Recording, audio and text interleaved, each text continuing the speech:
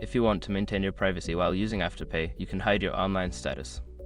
Here is a simple guide to help you through the process. Step 1. Open the Afterpay app. Launch the Afterpay application on your device. Ensure you are logged into your account to access the settings. Step 2. Navigate to account settings. Look for the account or profile icon, typically located in the bottom right corner of the app. Tap on it to access your account settings. Step 3. Find privacy settings. Within the account settings menu, scroll down until you find the privacy or security settings option. Select this to view your privacy preferences.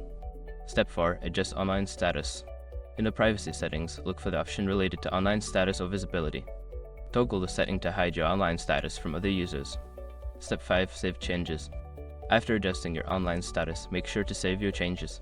Look for a save button or confirmation prompt to ensure your preferences are updated. By following these steps, you can successfully hide your online status on Afterpay. Enjoy using the app with greater privacy.